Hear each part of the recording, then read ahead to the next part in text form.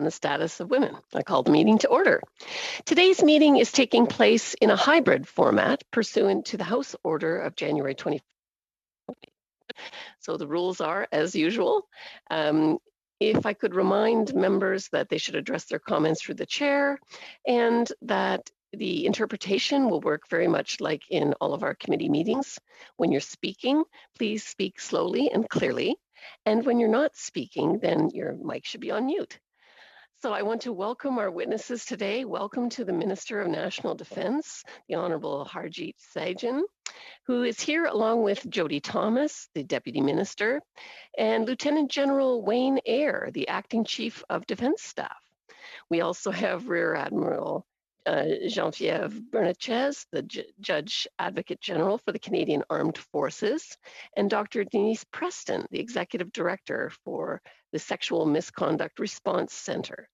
So each of you will have time to make your opening remarks. I assume it will be the Minister for 5 minutes, and then we'll begin our rounds of questions. Go ahead. Thank you, Madam Chair. Members of the Standing Committee on the Status of Women, opportunity to appear before you today. Sexual misconduct remains a serious issue in our military, and the recent allegations against senior military leaders are incredibly concerning. There are points that I hope that all members of this committee agree upon. Sexual misconduct, sexual violence, assault, and harassment are unacceptable. They're unacceptable in Canadian society. They're not acceptable in the Parliament of Canada. They are definitely not acceptable in the Canadian Armed Forces or the Department of National Defence. I look forward to the recommendations of this committee to see what more we can do. And I believe it is important for the committee to hear from experts such as Rear Admiral Rebecca Patterson, Dr. Denise Preston, and Professor Maya Eckler, and Brigadier General Atherton, all of whom would be able to provide their own expertise to help the committee develop strong, concrete recommendations. Now, sexual misconduct, harassment, and inappropriate behavior are not acceptable. We must call it out for what it is, an abuse of power. Values as the Canadian Armed Forces operational effectiveness. We want to prevent it. We want to be there for survivors and their support networks. We want to ensure that those who come forward feel safe, supported, and confident that they will be heard when they report sexual misconduct and harassment. Eliminating all forms of misconduct, abuse of power, and creating a safe work environment for everyone in the defense team has always been a top priority for me as Minister of National Defense. However, recent media reports show that many members of the Canadian Armed Forces still do not feel safe to come forward. We know that we must do more to make sure that every Canadian Armed Forces member feels safe to come forward, that we will be ready to support them when they do. We are committed to addressing all allegations, no matter the rank, no matter the position, while also providing the best support possible to those who have been affected. That's why we must continue pressing forward with our mission to eliminate all forms of sexual misconduct in all ranks. It's why we're moving forward with an independent reporting structure to look at all allegations, as I noted earlier this month. And we have put in place a wide range of services to support those who have been impacted, as well as a number of ways they can report incidents. I'd like to tell you about some of these, the resources that are available now. For both military and civilian members, we have services like the Employee Assistance Program or Military Assistance Program, which provides 24/7 access to professional short-term counseling for affected defense team members and their families. Additionally, the Sexual Misconduct Response Center is a key resource for those in our organizations who are affected by sexual misconduct. It is independent from the military chain of command and reports directly to the Deputy Minister of National Defense. And although their primary mandate is to serve Canadian Armed Forces members, the SMRC offers 24/7 confidential support and counseling services to anyone who reaches out. Now, Dr. Preston and her team help members navigate the various support services available to them, both inside and outside the department. They can help members access the right mechanisms to report incidents of sexual misconduct, including a military liaison team made up of the military police liaison officer, a special military advisor, and a military liaison officer. Those who work at the SMRC are dedicated to their work. They are experts in their field, and they can give members advice about how to make a complaint or about what is involved in an investigative process. They can facilitate reporting if the member chooses to do so. The SMRC can also assign a dedicated counselor to support members through the process, including advocating for them, accompanying them to appointments, and assisting them with workplace accommodations. They're also working with affected members to develop new programs and to create a national survivor support strategy. The SMRC offers crucial expert guidance and recommendations that shape the policies and programs that target sexual misconduct in the Canadian Armed Forces. And they advise us on how to evaluate and report on their effectiveness beyond the SMRC. Members can also reach out to chaplain services, military family resource centers, the employee assistance program, or military or the family information line, or anyone across the chain of command to help get what they need. These resources are critical to supporting those affected by sexual misconduct, but they are just part of our larger efforts to build a safe and inclusive workplace for all members of our defense team. We're working to eliminate the toxic masculinity that forms part of our military culture, which keeps us from moving forward. The outdated and toxic traditions that valorize toughness and aggression over emotional intelligence and cooperation, and any part of our culture that contributed to bullying, harassment, and other inappropriate behaviors. Identifying and eliminating. Sorry, Madam Chair, I thought I had 10 minutes for my remarks. Yeah, okay. I was told 5, but fine. I think everyone wants to hear what you have to say, so please continue. Okay, thank you very much.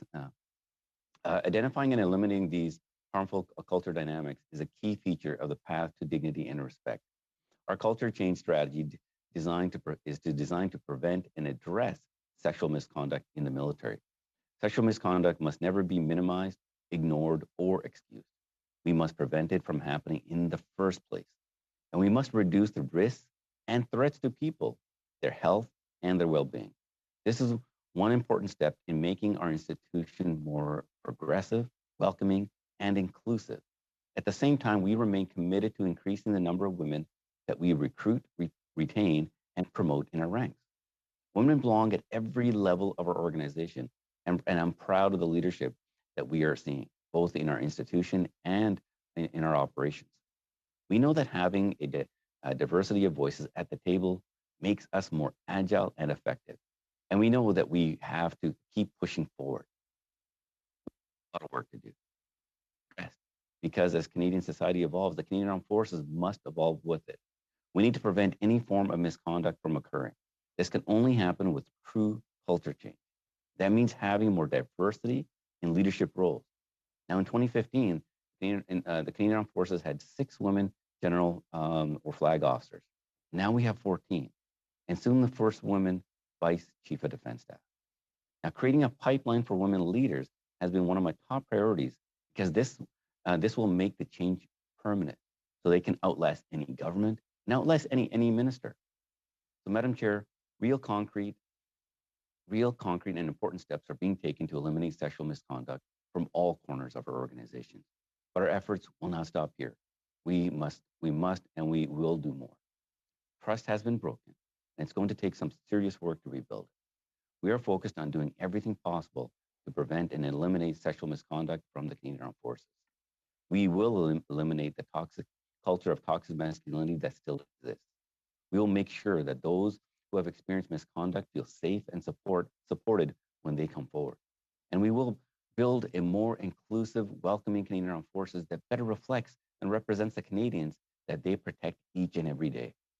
And we know that we must take bold action to provide everyone in the defense team with a safe and respectful work environment, one where dignity and respect for all is embraced by each other, and one that retains the positive aspects of the Canadian Armed Forces culture that we see today, a flexible, dedicated professional force that is ready to help at a moment's notice at home and abroad. Thank you for your time, and I look forward to your questions, Madam Chair. Thanks so much, Minister, for that. We're going to begin our rounds of questioning. And of course, to help you out, when there's 30 seconds left, you will see the card, and I will try to be kind and gentle as I cut you off. We'll start then with Ms. Alice Lev for 6 minutes. Point of order, Madam Chair. Staff cannot listen on phone line. If someone can look into that, thank you. Very good. Could the technician then take a look for that? Thank you. Go ahead, Ms. Alice Lev. Well, thank you very much, Madam Chair, and thank you, Minister, for appearing before this committee. There's no question that we all agree that any form of inappropriate behavior, abuse of authority, or misconduct cannot be tolerated in the Canadian Forces.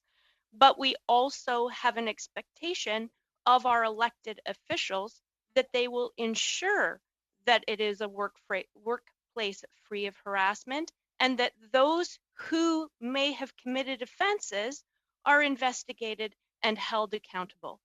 Do you, Minister, as the elected minister responsible for national defense, are you responsible for holding all those who have committed infractions accountable? Ability for all elected officials. Sorry, am I off mute? Madam Chair, this is important for all elected officials, including myself, to making sure that we help create an environment free of harassment, free of sexual harassment, to making sure that everybody can succeed. This is why, as elected officials, we want to make sure that we have put the policies in place, make the appropriate Thank changes, you, Minister. and making Were sure you that we can hold people aware of the accountable. concerns in the vetting process when, in the previous government, when Vance was appointed as the CDS? Madam Chair, so I just want to make sure I get the question right. This When is you about became General minister- Vance's vetting process when he became When you Chief of Defense became Staff? Minister of National Defense, were you made aware of the previous government's vetting process and any concerns that arose from that regarding General Vance? No, I was not, Madam Chair. Can you confirm, Minister, as the elected official responsible for the national defense, that there are currently no senior officers who are or have acted in an abuse of authority or any sexual misconduct ways who have not been held accountable for those offenses? Madam Chair, when it comes to any type of misconduct, it needs to be reported to the independent agencies, including the police. I do not get briefed on investigations are currently ongoing, but one thing I can assure you, Madam Chair, is that we will always hold people to account and making sure the proper processes are put into place. Every complaint is investigated, and every infraction that you're made aware of is investigated, Minister. Is that your testimony? Madam Chair, what I'm saying here is that every person has the right to be able to be heard, to making sure that they that their any allegations are brought forward to any independent appropriate agency so it can be independently investigated by the appropriate authority. Were you made aware? Madam Chair, as previously stated, an investigation had started, and from that because of that investigation, Admiral Norman voluntarily stepped aside, and no, that is Admiral why Norman, I appointed the Admiral Norman. Oh, sorry. Point of order, Madam Chair. We all want. My mistake. Point of order, Madam Chair. We all want to hear from the Minister. Witnesses should be given an opportunity to respond to the question members are asking them. Thank you, Madam Chair. Absolutely, and let me just clarify, though, that the member that has the 6 minutes only has 6 minutes and wants to get answers and needs to, be concise.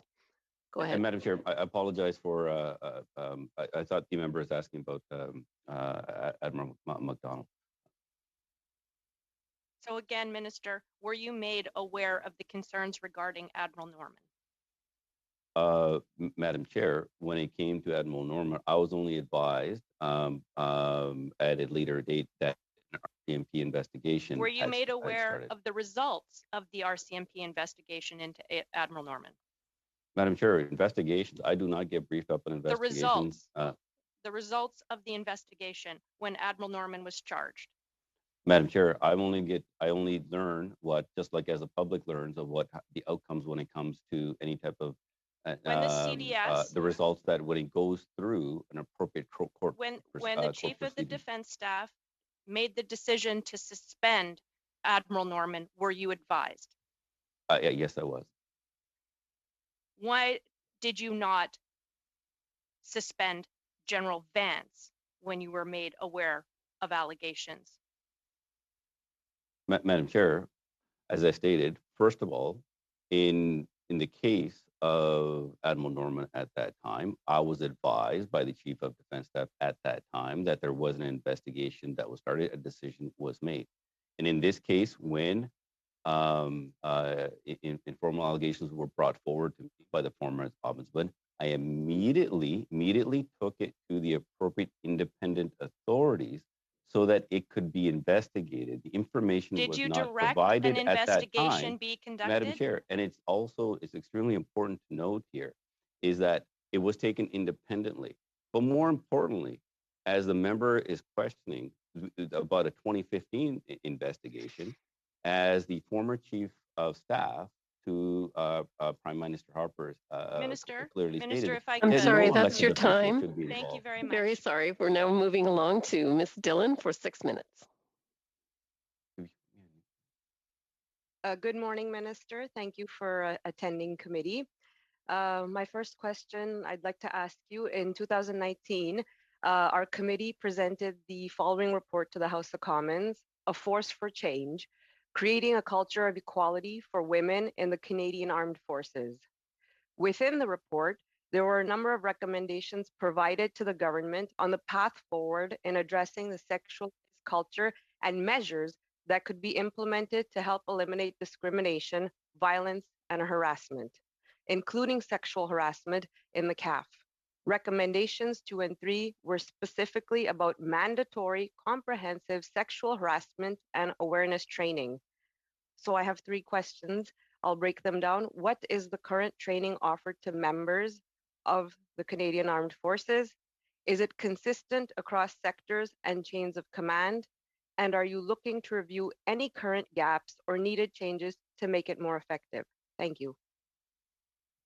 First of all, Madam Chair, I want to right off the bat, it is extremely important that we take the recommendations from the experts. So I appreciate the information that was provided. Yes, there is training that is currently provided, because ultimately what we're trying to do is create a culture that that we can eliminate any type of misconduct that occurs.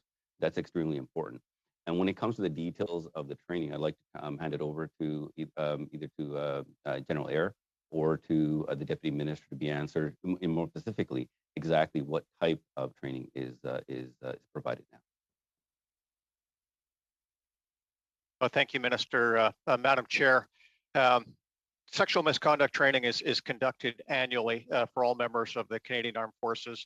But in my view, annually is not enough, and it's got to be a constant drumbeat of reminding our members what right looks like.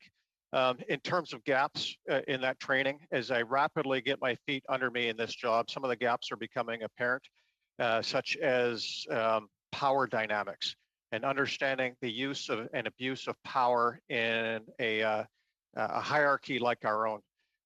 Some of the other training that's out there, bystander training is part of it. The respect in the CAF training, part of it as well. But I can give you a much more detailed list if I take this question on notice. Thank you.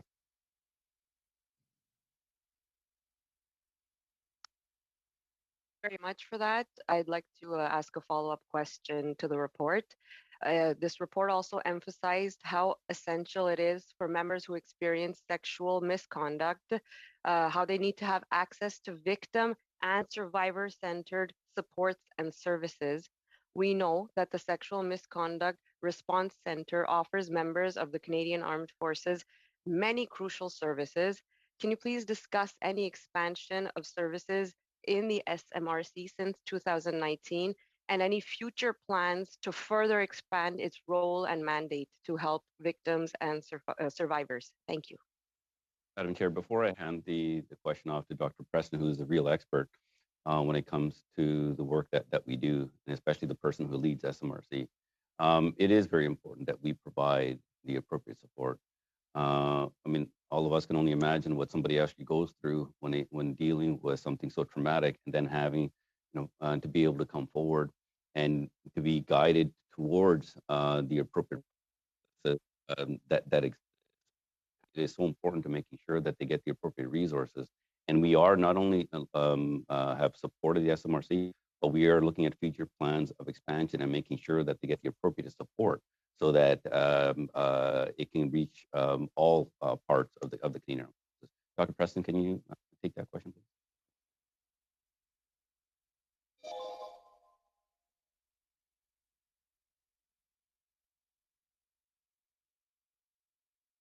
Are you there?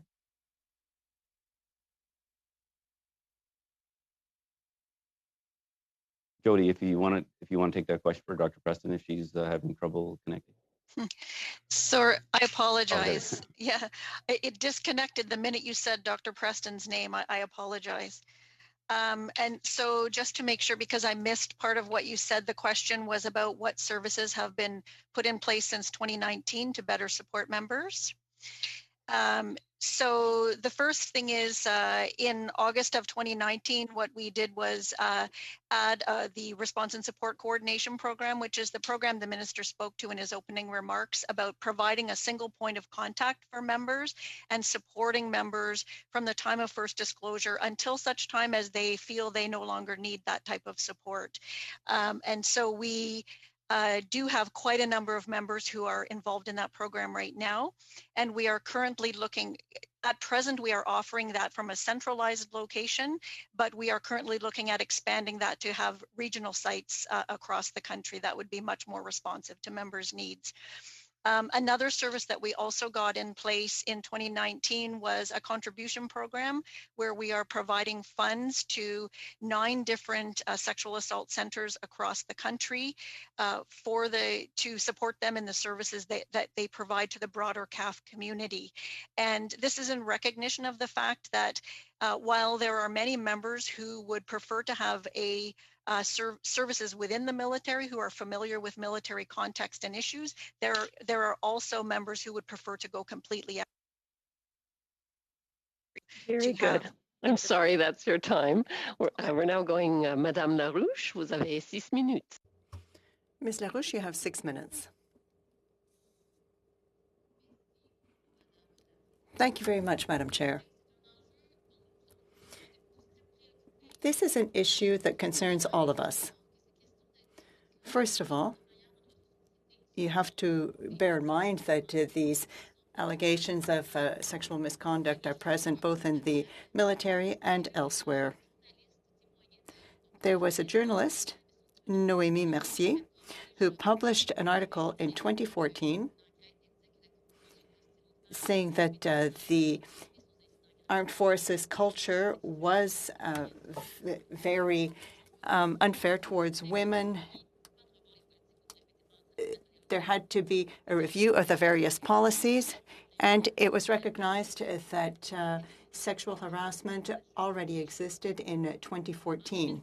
In 2019, the Standing Committee on the Status of Women looked at that issue. Mr. Minister, I was wondering whether you assumed your position that weren't you asking yourself questions about the existing toxic culture that existed in the armed forces? As a minister, when I took office in 2015, in fact, from the early reporting, the Madame Deschamps report that came out in 2015 was extremely important to us for the work that we started, the work that the SMRC does, the passing of Bill C-77, the Declaration of Victims' Rights, making policy. Madame Larouche, est-ce que vous pouvez... Madame Larouche, I was wondering whether you could just raise your microphone a little bit, please, so that the interpreters can hear you. Thank you. Yes, that's better. Yes, the sound is cutting out. Madam Chair, Non, or votre son est pas mauvais, Madame. Point d'ordre. Le son est très mauvais du ministre. The sound coming from the minister is very bad, says Ms. Larouche. And can the clerk see if they can Oui, fix s'il vous that plaît, in the parce que room? je veux pas perdre mon temps, Madame la Présidente. Madam Chair, I don't want to miss any of my time. Yes, I'll stop the clock while we resolve. Can you say a few words, Minister? test 1, 2, 3. Is it better? Yes? Excellent. All right, you can continue. I'll add your time. Bon. All right. So you were saying that you were made aware of the 2015 report and the subsequent bill, but I would also like to add that you said that sexual misconduct should never be ignored, and you are saying that you didn't ignore any of the allegations that were presented to you. Is that correct? OK, donc vous n'avez So you didn't ignore any of the information that the Ombudsman had in his possession. Madam Chair, as I stated very clearly before, and I'll say this again unequivocally, any allegations, regardless of rank or position, is something I take very seriously. Immediately after that meeting is took it to the appropriate authorities. And I think we can all agree that no politician should ever be part of an investigation. By taking it immediately to the appropriate authorities so that an independent ombudsman can provide information to an independent agency in the Privy Council office who are actually responsible for governor and council appointments so that it can be then taken to exactly where it needs to go so that action could be taken. That was done immediately. And I can assure you that is something that I take very seriously. And as I told the ombudsman at that time, it does not matter, regardless of the rank or the position of the person. It has to be independently investigated. Why the former ombudsman did not provide that information is for him. But what we can do is making sure that the information is provided independently. And it is, I think, extremely critical, Madam Chair, and I state this unequivocally, that no politician should ever be involved in an investigation. But Mr. Minister, you said that you sent the information to the BCP, to an independent group, but you know that nothing was done. So were you letting the thing just die? Why were you doing that? Is it because you didn't want to get further information? Absolutely not true at all. I have to, as somebody who's as elected official, by giving it to the providing it to the appropriate authorities to actually take action. I have to be able to trust in that process. We cannot allow politicians to be getting involved in any type of investigation. This is something that I take very seriously. It has to take a proper process because ultimately, and this is the fundamental thing we need to look. This, Madam Chair, is that if we don't follow the appropriate process, but listen, what I don't understand from your Minister, I think she has one more question. Go ahead, Madam.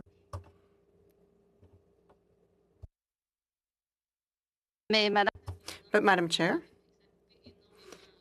I would like to remind you that the sound was cutting out very often. I think that really bit into some of my time. A minute.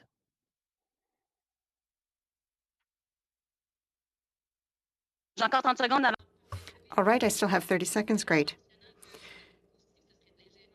You said that it would be meddling if you got involved, but are you also saying that the BCP is an independent investigative body and not a political one?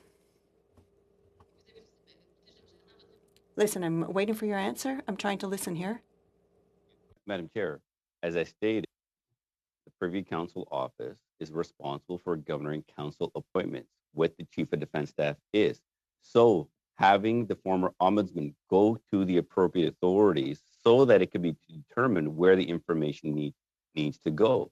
That is extremely important here. If we don't follow a proper process, one of the most important things is we may not get a just outcome. The last thing we want to do I'm is very sorry, that's the end of your time. We're now going to Ms. Matheson for 6 minutes. Thank you, Madam Chair, and thank you to the Minister for appearing today. Last week, Lieutenant Colonel Eleanor Taylor, a highly respected officer, resigned from the forces. She pointed to a seething undercurrent of rage among women serving. Now, she's one example. This is happening to so many women, a seething undercurrent of rage. As Defense Minister, do you feel any responsibility in the conditions created to create this undercurrent where women have no option but to give up the years of service, the commitment that they've made to their country, that they have no option but to give that all up and resign and go to the media to report these undercurrents? Madam Chair, it is extremely disturbing not only to hear this, but also for a member of the Canadian Armed Forces who wanted to serve their country, to have the flag on their left shoulder to represent to represent their country, and only to feel that they have to leave is extremely disturbing. I've made it my personal mission from the time that when I was serving to even now is to making sure that anybody who wants to join is that they can reach their true potential.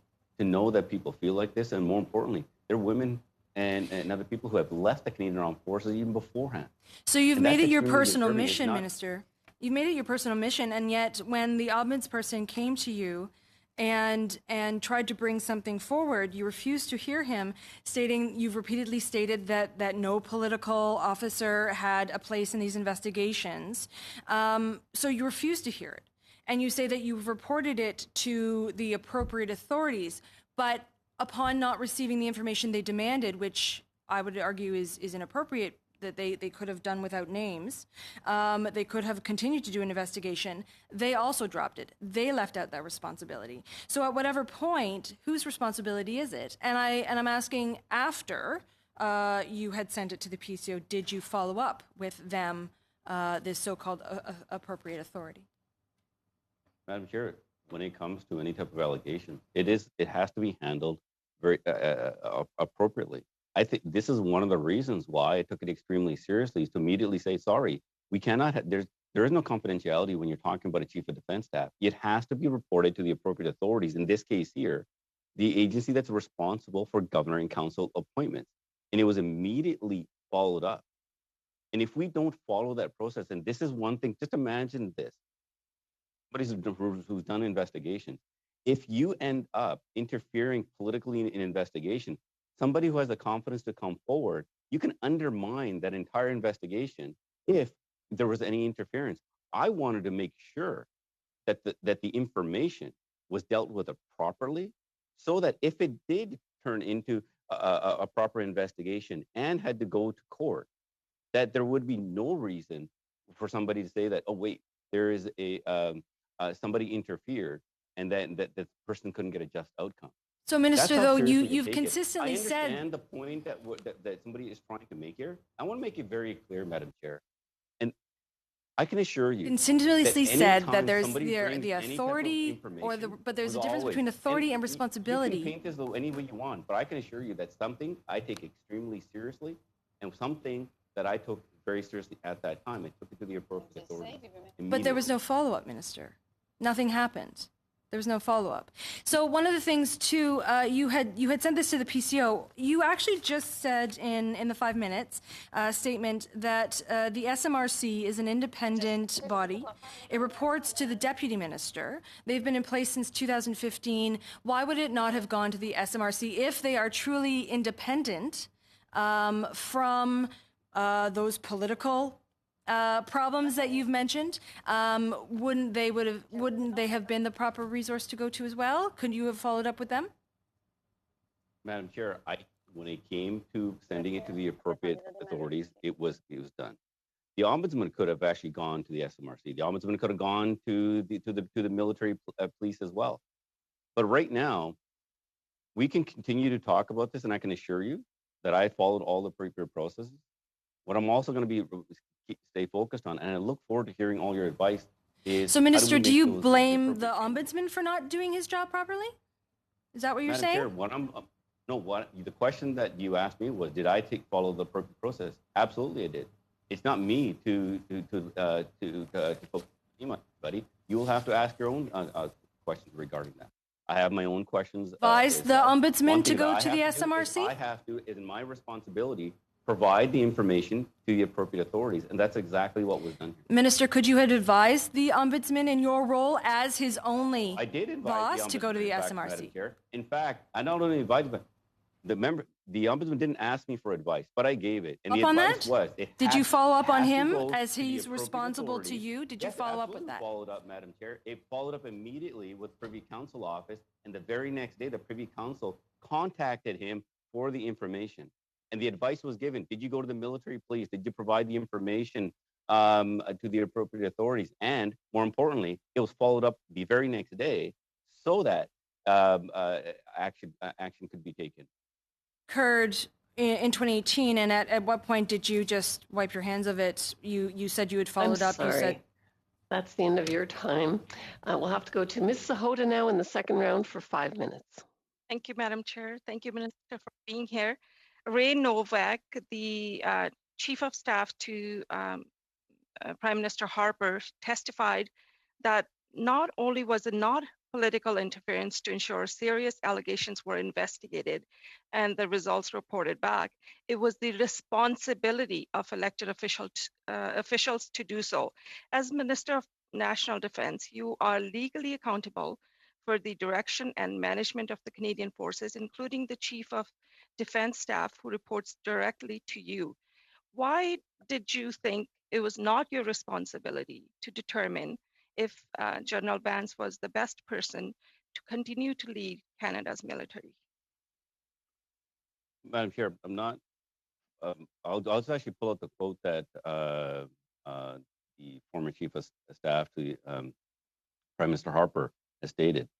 And it actually he stated, the Prime Minister's office is not an investigative body. Senior officials in the Privy Council office are the ones responsible for interacting with the Department of National Defense and the Canadian Armed Forces with respect to this matter.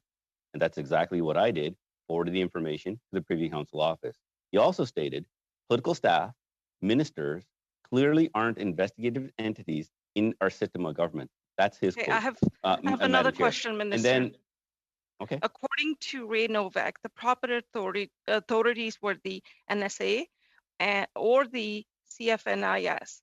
Did you ensure that an investigation was carried out by NSA, CFNIS, or the RCMP? Madam Chair, I think the member is changing the words of what the former Chief of Staff had stated.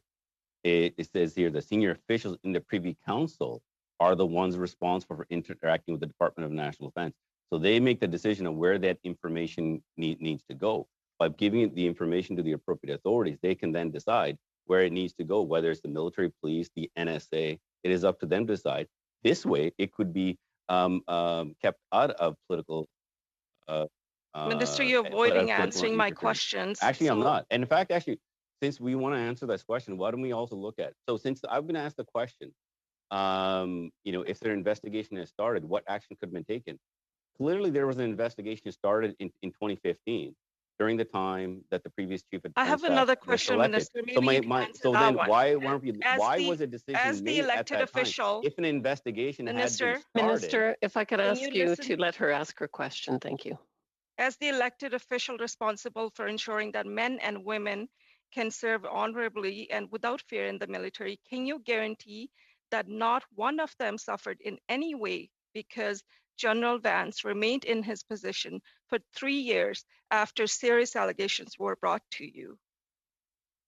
Madam Chair, we will do everything in our power to making sure that everyone in the Canadian Armed Forces has a safe and work environment. This is something that we're absolutely committed to. And having a zero tolerance policy, regardless of rank or position, any information will always be investigated by the appropriate independent authorities. And that this is something that we are committed to and that we will always take very seriously. So can the military be a profession and safe environment for all if senior officials and officers who have committed sexual assault, misconduct, harassment, or other offenses are not held accountable and are not able to continue and are able to continue in the position of authority. Madam Chair, we have to continue to work to making sure that we allow everybody in the Canadian Armed Forces to have an safe, inclusive environment to work so they can reach their true potential. This is something that we're not going to stop. This is something that we were committed to in 2015. We're continually putting the work that we have put into place, whether it's Bill C-77 in C-77, the Declaration for Victims' Rights, the changes that we made in policy, the support that we're providing to SMRC. But we also know we have a lot more work to do, and I look forward to the recommendations that you provide, because ultimately you, it is all our responsibility to make sure that the Canadian Forces have that environment. Minister, on what date did PCO inform you or your staff that they were unable to investigate the Vance allegations? Madam Chair, as I stated, we provided the information to the appropriate authorities so that it can be independently investigated. This is obviously with the current situation. We wish that things were different, but one thing I can assure you is we have to always follow the appropriate processes, because if we don't, it undermines a just outcome when finally somebody comes forward. And that's just something that we always need to be mindful. Thank you. Now we're going to Ms. Hutchings for 5 minutes. Thank you, Madam Chair, and welcome to you, Minister, and a special welcome to your defense team for being here with you today. Minister, we all agree this is a terrible problem, and I'd like to talk about going forward. So what does cultural change in the Canadian Armed Forces actually look like to you? Madam Chair, this is one of the most important questions that we, all of us, need to answer. To me, true culture change is, first of all, when every member, all Canadians, regardless of your gender, regardless of the color of your skin, regardless of your sexual orientation, that can join the Canadian Armed Forces and be proudly serve their country, and more importantly, to reach the true potential of themselves, and not be hindered in any way. Because ultimately, this is not about the person who's joining. This is about the institution themselves. That whatever gifts that the individual brings, that the Canadian Armed Forces will be far more operationally effective for it. To achieve this, that's what we need to do. We get there is something that we've been aggressively working towards. One of the most important things is when you look at the education that needs to be done, is down at the lowest levels. Is when somebody joins, is making sure that from the time that from basic training to the unit that they go to, they have that inclusive environment. And when there is something that happens, that they have a place to go and they'll be heard without any retributions. And that's what we're continually need to work towards. But we know that we have a lot more work to do on it. Thank you for that, Minister.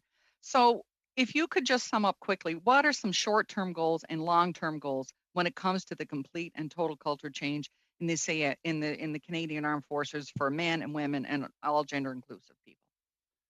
The short-term goal is absolutely essential, where we need to make sure that we root anybody that has any type of allegations that are going to be heard, is going to be supported, it's going to be thoroughly investigated and dealt with quickly. Those are the things that we're working on now. We were already looking at changes to how the independence of from the chain of command, what that function would look like. And now what we're doing is we're going to be putting a lot more effort into that, to making sure that there's a true independence. The long-term goal is prevention. The long-term goal has to always be, how do we prevent these things from happening in the first place? Because ultimately, that way we don't need to be reactionary.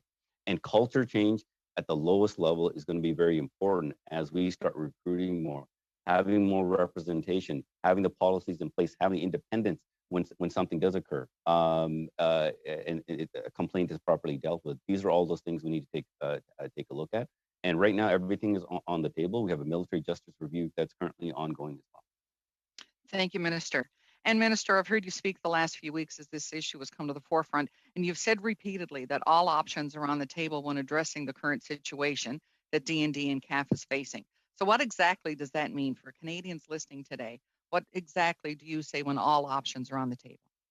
So first of all, when it comes to, we need to look at when I was to give directions to the Canadian Armed Forces, when it comes to all options are on the table, we need to look at policies. We need to look at, for example, the independent panel on systemic racism and gender bias and LGBTQ2 rights.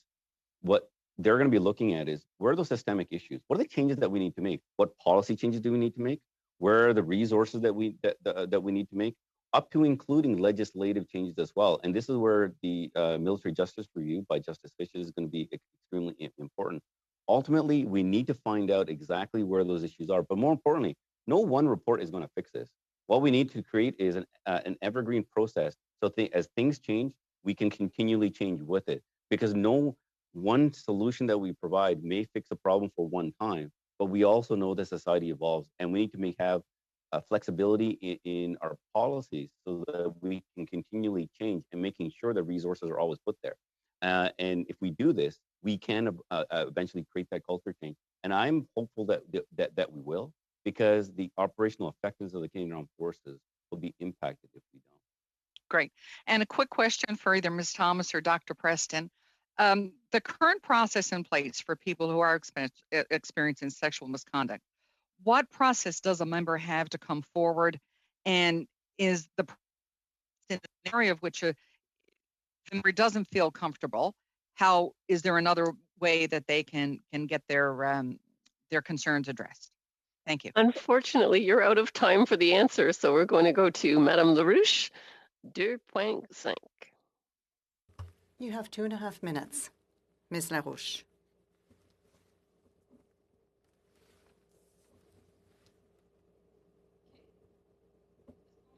All right, can you hear me, Madam Chair? Can you hear me, Madam Chair? Yes? Good. All right, Mr. Minister,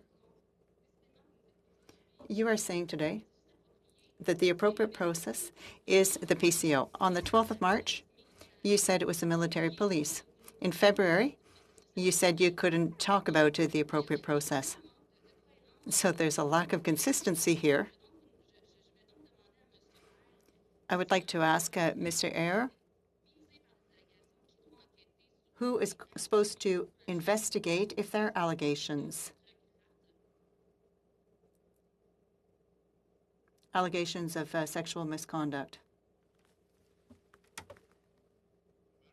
My perspective, the Canadian Forces National Investigative Services has the mandate to investigate all allegations of this criminal nature. Thank you.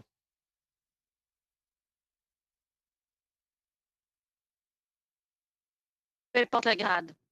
Regardless of the grade. Madam Chair, regardless of the rank. Okay, bon, écoutez, Monsieur le ministre, vous dites aussi. Mr. Minister, you also said that politicians cannot carry out any investigation. Who can do anything? Because it's necessary to make a change in the culture of the armed forces. But obviously, there is a lot of politics involved in this. Could you explain, please? This is actually a very important question. What we need to do is, when somebody has any type of concern, complaint, serious allegations, including sexual assault, is that there should be one place that they go and then get the appropriate support. And then that way they're not looking at who do you call, where it is they need to go. A one-door process where from there they can be guided with the appropriate support, whether it's the CFNIS for investigation, whether it's a chain of command issue. And this is something that we're working on now. We already have the processes currently in place. Obviously, we need to make some serious changes to those. But what we need to do is, moving forward, have one place where somebody comes to, and this is something that we're working on now.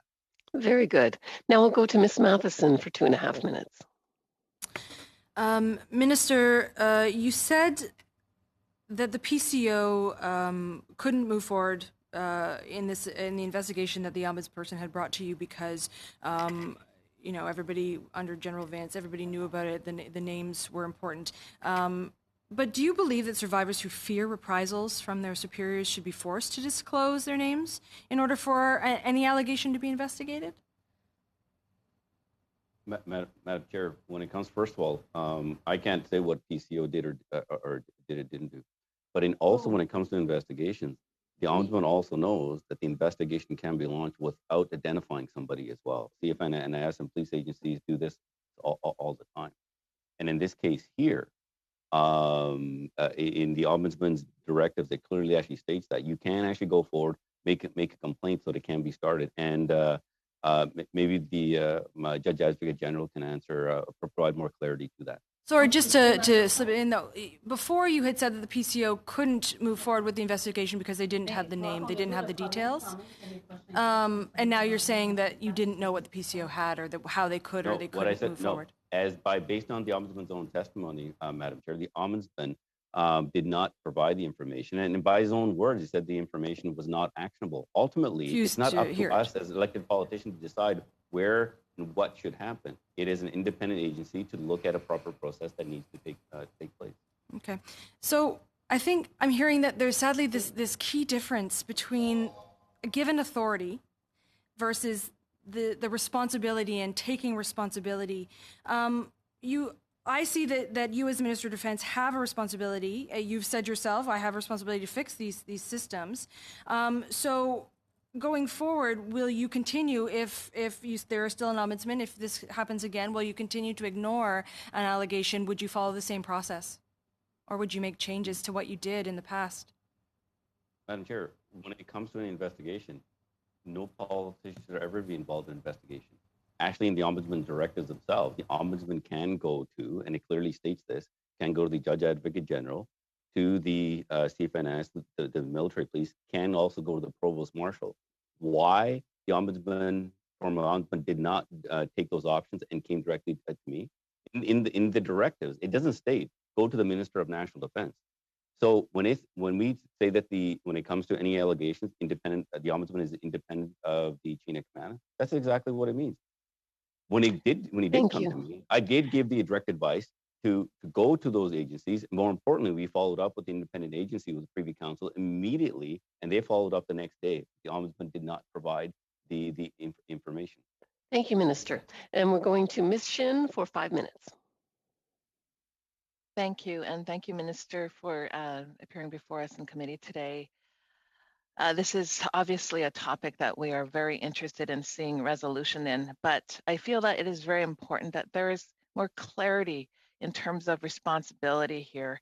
In your testimony at Defense Committee, you said that all men and women in uniform deserve a CDS who behaves to the highest standard of conduct. Is that correct? Yes. Okay, so we're on the same page with that. You also stated that you are the direct boss of the CDS. Is that correct? Yes.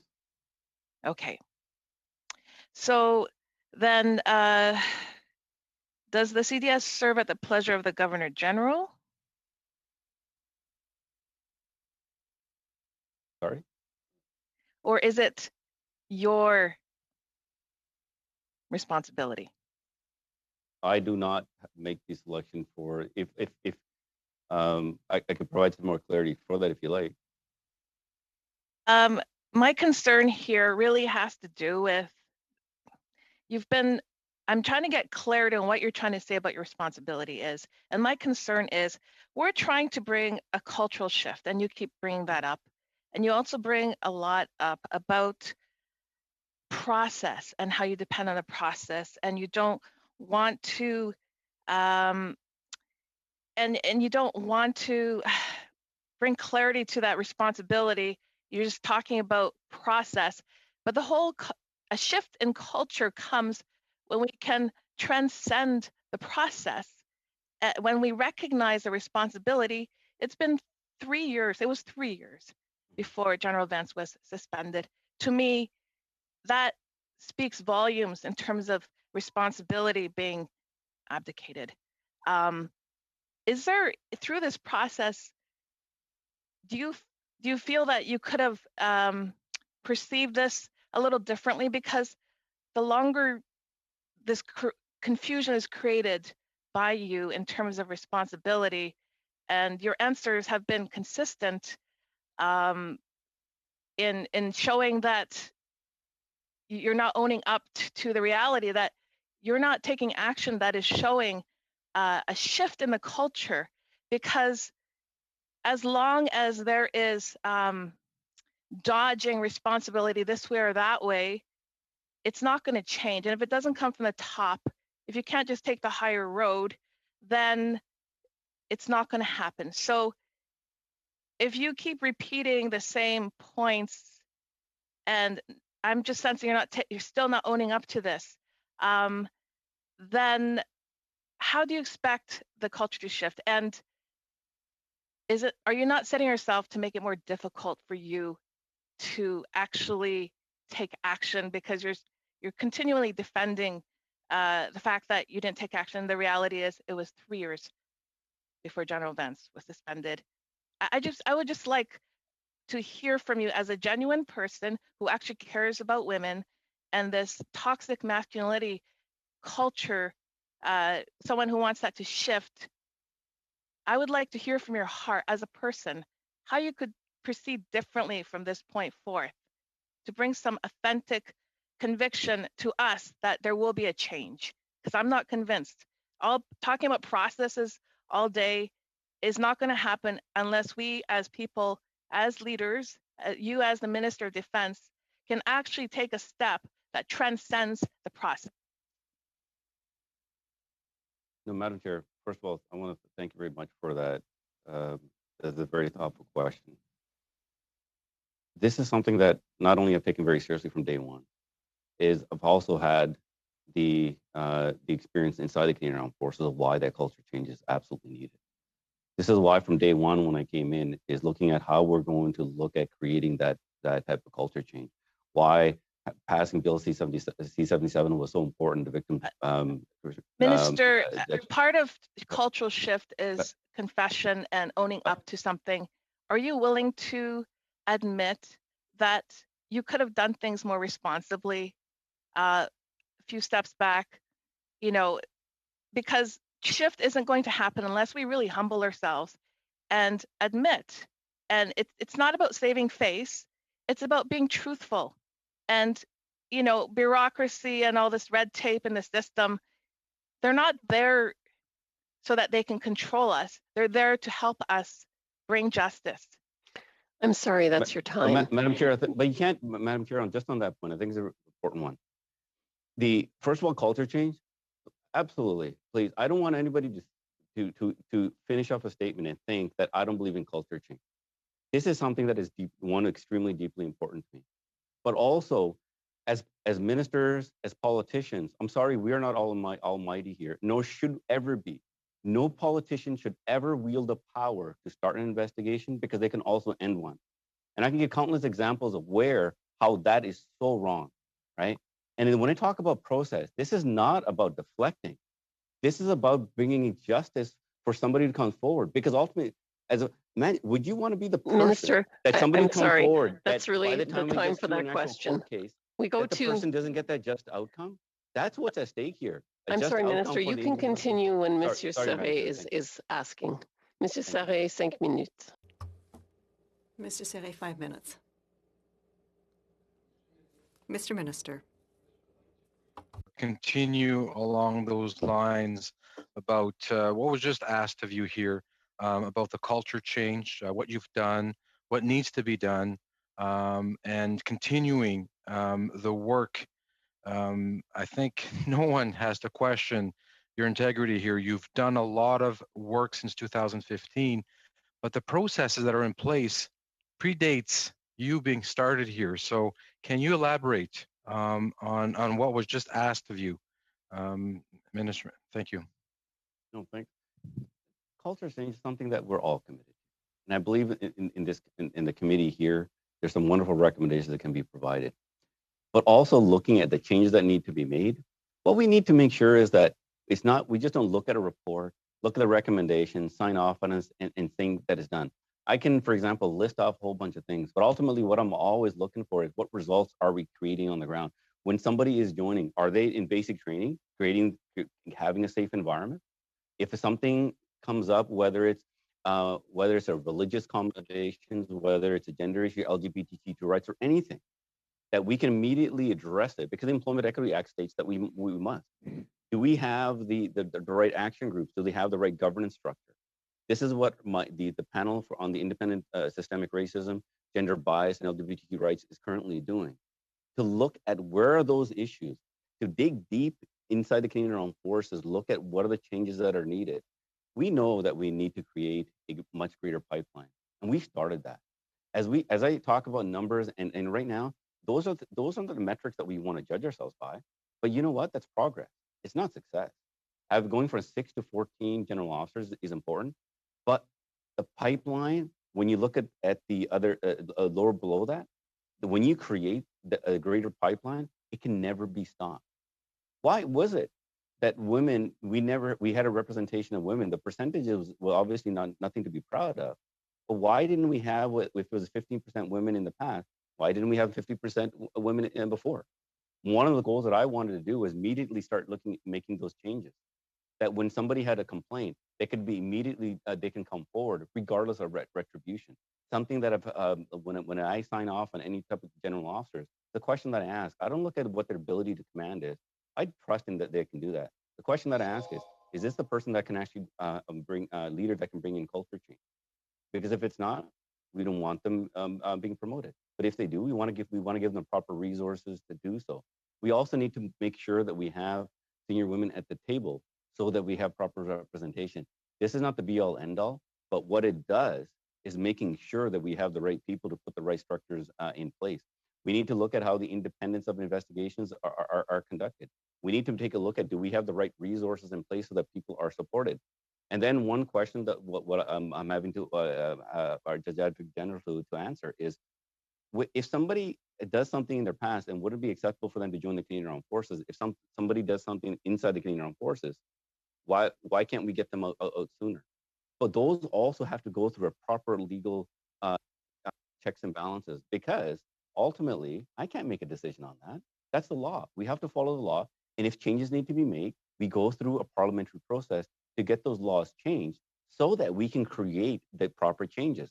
But ultimately, all of us, including this committee, and I look forward to your recommendations, we need to be able to do the ripple effect of any recommendation to see how it can actually have that impact. Because too often in the past, what we have done, where we've made some changes, but they've actually didn't achieve the outcome that we want. And when I became as a minister, that's the last thing I wanted, was to give out these speeches.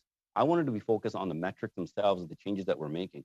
I know that we've made progress, and we're proud of that progress. But obviously, not only this is not enough.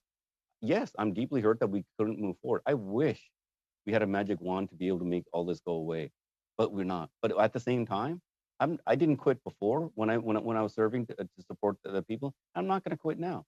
I'm committed to our Canadian Armed Forces, to making sure that we create an inclusive environment, because there are people inside in Canada right now who want to serve their country, but they deserve to have a harassment-free workplace so they can reach their true potential. And we're not going to stop until we achieve that, regardless how long this takes.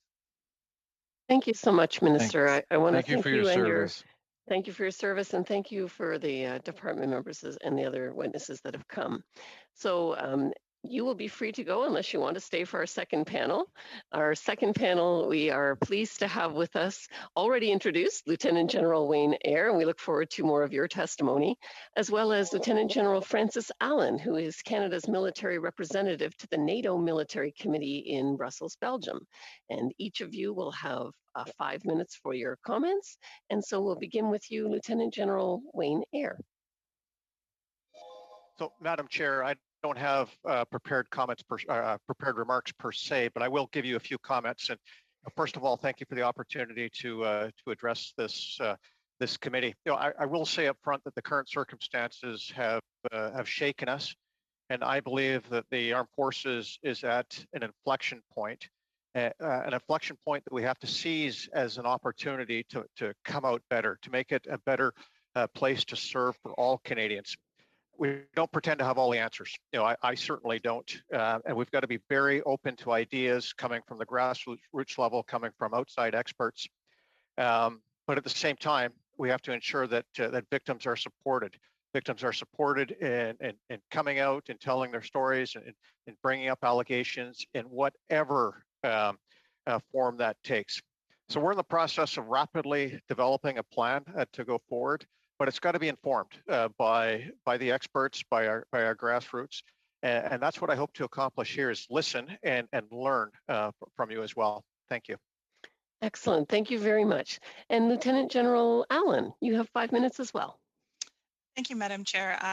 Like the CDS, I don't have any prepared comments either, but certainly I'm happy to be here today to take part in the conversation and provide you my perspective on any questions that you may have.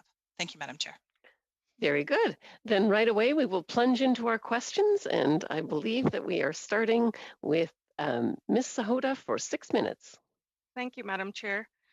General, thank you to all the witnesses for being here as well. We appreciate your time.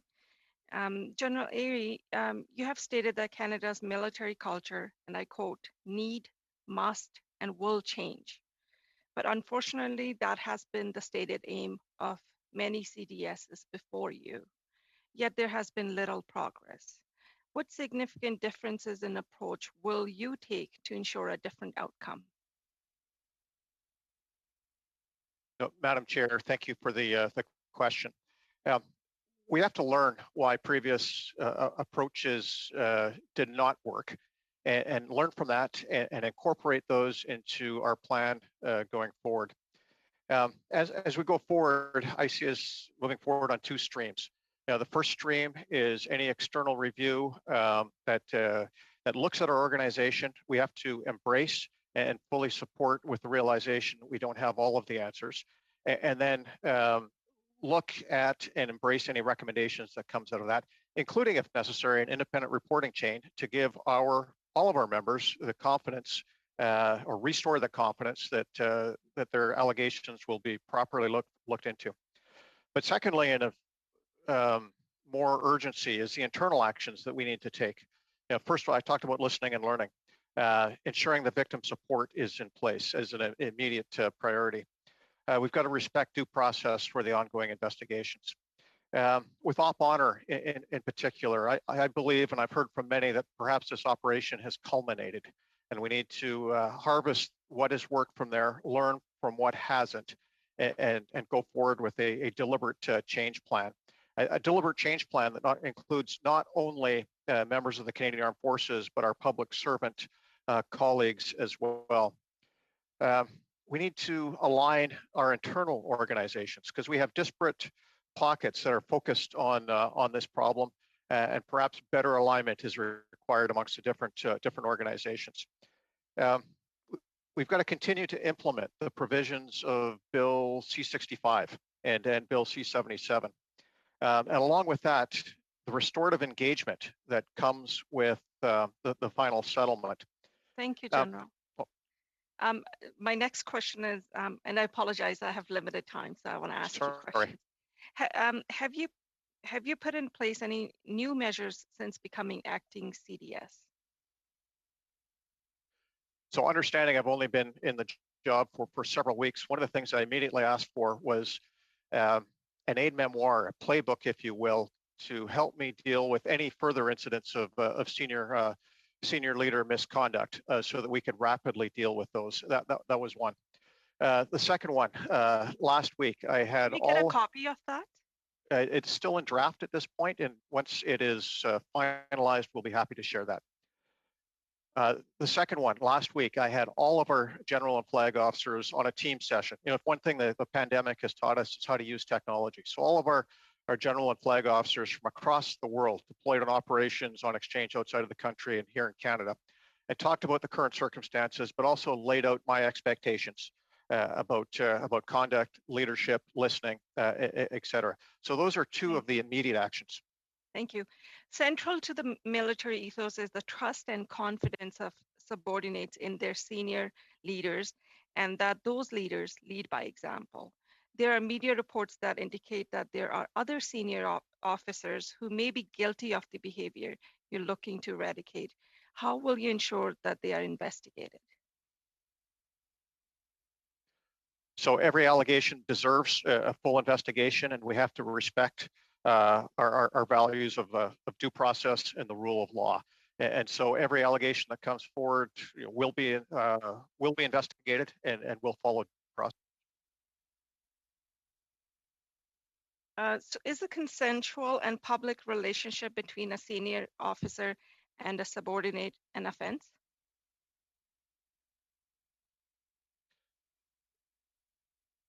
If it is in the chain of command, so one reporting to the other, it creates what we call an adverse relationship. If it is not in the same chain of command, it is not an offense, but we have to make very sure that there is not a perceived conflict of interest. One of the things that we need to get much better at understanding, though, in this case of rank differential, is power dynamics. General, a military organization has a clearly defined authority hierarchy. A military member wears their rank, and I'm talking about the rank, visibly on their uniform. Would you agree that generally a subordinate member is expected to follow a request of a senior member, even if the senior member is not directly in that subordinate's reporting culture? Madam Chair, yes. But along with that, that power comes responsibility as well. And one of the things we have to get much better at understanding is human power dynamics, especially in a fairly rigid military hierarchy. Understanding what constitutes the use and what constitutes the use of that power. It's something that we need to bake into all of our leadership training, so our leaders at all levels have a firm understanding of that. Very good. And now we're going to Ms. Sidhu for 6 minutes. Thank you, Madam Chair. General Eyre, General Allen, thank you for joining us today. Over the course of this study, I hope that we'll be able to hear directly from survivors in the coming weeks. Could you tell us if either of you have had any direct conversation with the survivors or sexual misconduct, and what you have learned from them and what measures can be used to empower them? So, Madam Chair, over the course of the last several weeks, a number of survivors have reached out to me, and I've established contact to listen to their stories. One of the things that is apparent to me is we need to bring in some mechanism where survivors can achieve closure, perhaps where they don't necessarily want to follow a legal process. I'm very keen to learn more and see the wider restorative engagement efforts as part of the final settlement come in as perhaps a learning opportunity to bring in some form of a reconciliation process, but much more to learn here. General, have experts of gender-based violence and trauma been involved in the efforts to address sexual violence in the Canadian Armed Forces? Can you elaborate? So, Madam Chair, I cannot speak with definitively on what consultation occurred before I got into this chair, but definitely going forward, they need to be part of the conversation and part of the solution. Thank you. We have heard stories recently where the office conduct are outranked by the person they are investigating, or that commanding officers may intervene in the investigation. Can you tell us that procedure you expect to be put in place to ensure investigations are truly independent? So in terms of interference in any investigation, the investigators have the recourse to put a complaint in with the Military Police Complaints Commission if they feel that their investigation is being unduly influenced. I understand you've got the commanding officer of the Canadian Forces National Investigative Service talking to you on Thursday, who will be able to provide you a much more detailed response to that question. Thank you. General Allen, you have had a long and impressive career in which you have worked your way up through the ranks into your new role, which effectively makes you the highest ranking women of the Canadian, or it's to General Eyre, highest ranking women in the history of the Canadian Armed Forces. Over your many years of service, can you tell us about the change of culture around these issues? General Eyre, do you think you have seen improvement? Or General Allen?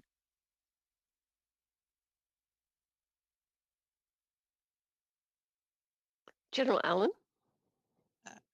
Certainly, thank you, Madam Chair. I wasn't. I always defer to the acting CDS first for comments if he would like to make them. Certainly, Madam Chair, as somebody who has been in the Canadian Forces for 37 years, I have seen a marked change in the way, in the same way that we've seen it in Canadian society. But that is not to say that there are not still changes that need to be done and improvements that need to be made. And it is certainly, I think, progress that has taken place over the time of my career, but there is still much more to do. Thank you, Madam Chair. Thank you. Creating a safe and supportive working environment to all members of the armed forces will hopefully be among your top priorities in the position. Can you tell us what you expect your first steps to address harassment will be in the coming weeks and months? What is your plan going forward? So, Madam Chair, we absolutely have to create an armed forces where all feel not only physically safe, but psychologically safe as well, where all members feel that they truly belong, can speak up when they see something that doesn't look right, can feel free to identify that as an issue. That was one of my key messages to our general officer, flag officer cadre, about creating that command climate where all feel safe, where all feel included. It's that type of culture change we have to get right down to the lowest level. Part of that is understanding the power dynamics that I've talked about. But very shortly, we're going to be producing a much more prescriptive code of professional military conduct. This goes beyond our current doctrinal manual, Duty with Valor, to add much more detail as to what is expected under each of our values. And then we need to hold ourselves to account. Thank you. Madam Chair, how much time I have now? 45 seconds.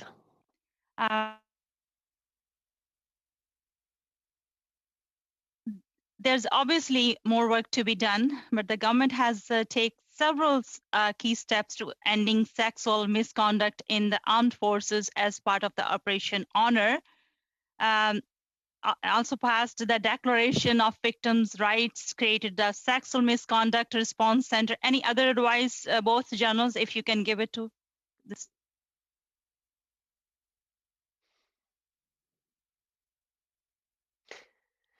Well, that's your time. So now we're going to go to Madame Narouche. Vous avez 6 minutes.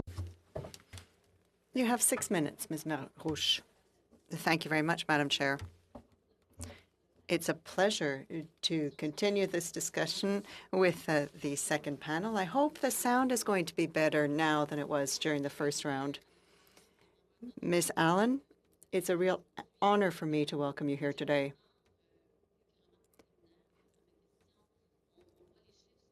We've seen the frightening figures.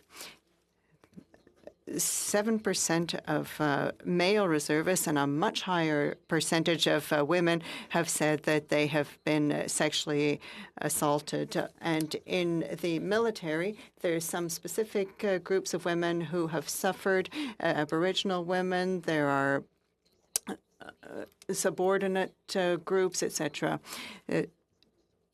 34% of female reservists have suffered discriminatory acts compared to a much lower percentage among men.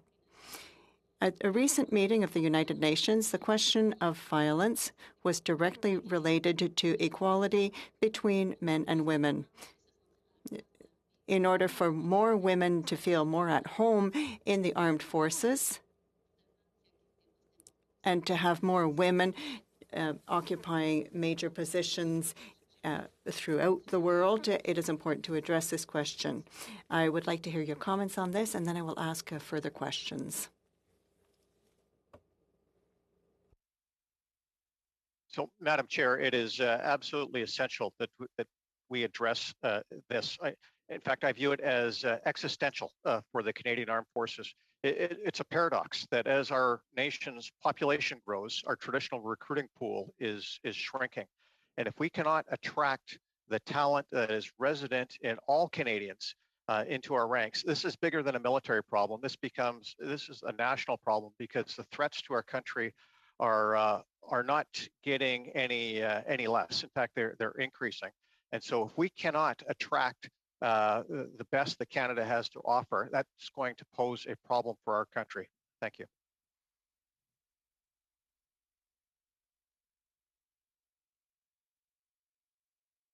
Parfait. Alors, est-ce que Perfect. Ms. Allen, would you like to add something? Much, Madam Chair. In addition to, I think, the efforts and the steps that we have to take to attract people from all sorts of diverse backgrounds, but especially women into the Canadian Forces, we also have to take a look at what would we need to do as an institution to create the structure and eliminate whatever systemic or institutional bias there may be that will require or have people opting into making choices that perhaps staying with a career in the Canadian Forces is not something that they feel that they can do. And so taking a look at our institution at the same time is also very important to us, so that we can ensure that everyone sees a path for themselves in having a career in the Canadian Forces. Thank you, Madam Chair. Monsieur Eyre, Mr. Eyre, one of your earlier answers, you talked about the importance of a mechanism to help the survivors so that they can then lodge their complaint. You also talked about a reconciliation process. Could you say more about that potential reconciliation process and how that could help the survivors? So, Madam Chair, I wish I could. I am in the process of learning about this, and I need to learn more because from what I'm hearing, it offers great potential for victims to achieve that closure. Over the coming weeks, I'll have some experts come in and talk about the restorative engagement piece, and if there's something that we can learn for a wider effort across the armed forces for that, I would welcome it. Thank you.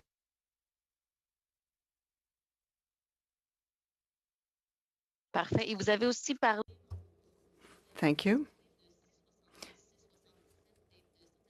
You also talked about 666 and 670 and a number of applications of certain rules. I was wondering what you could tell me about that. So, Madam Chair, I think we're talking about Bill C-65 and Bill C-77. I can tell you right now we're putting much effort into the implementation of those within the Canadian Armed Forces and D&D, so the victims' rights, the workplace harassment and violence, that all plays a part in the wider efforts to change our culture.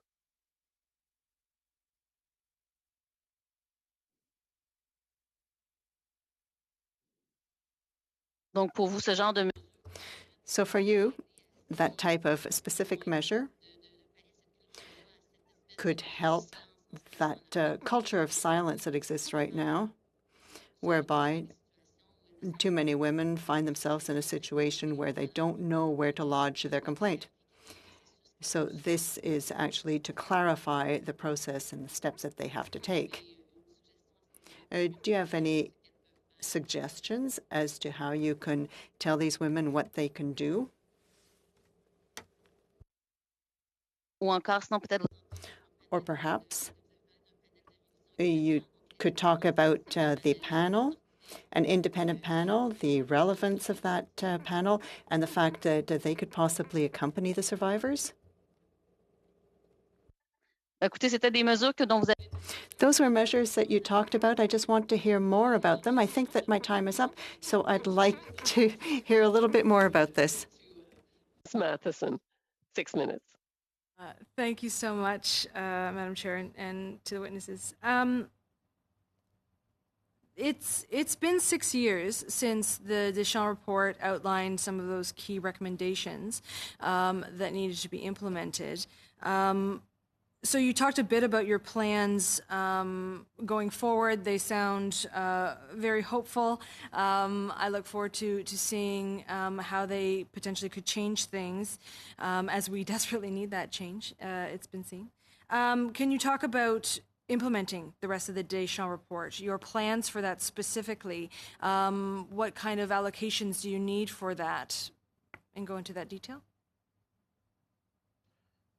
So, Madam Chair, our plans are very immature at this point, but what we need to do is a stock taking as to where we are in terms of the implementations of of the 10 recommendations that came out of the Deschamps report and other reports as well, including the OAG report, the reports out of your own committee, and take a look. Where are we?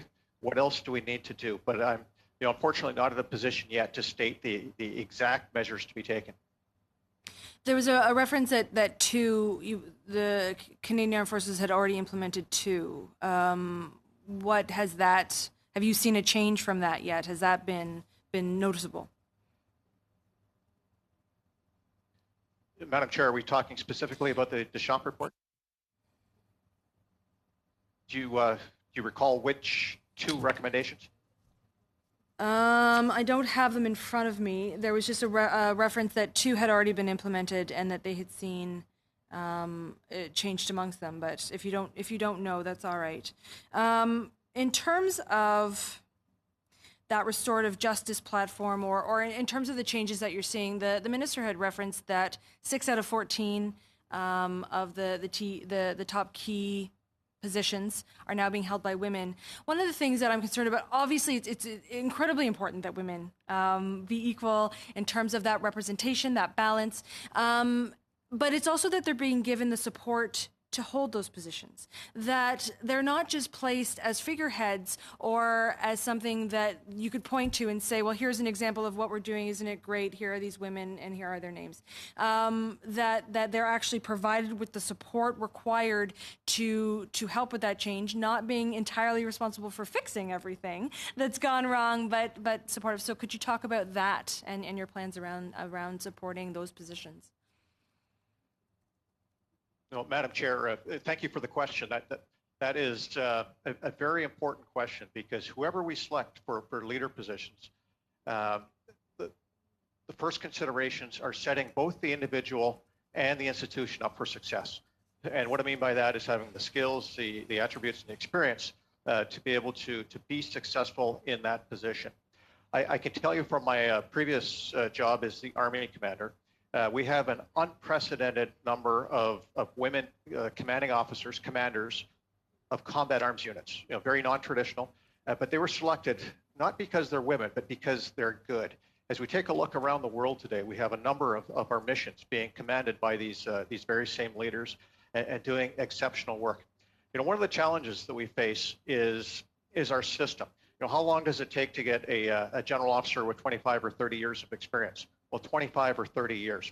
We have a tremendous crop at the lieutenant colonel commander level that is coming up through the system now, that will have the operational experience, that will have the skills and the credibility to really lead this institution. But it's going to take some time.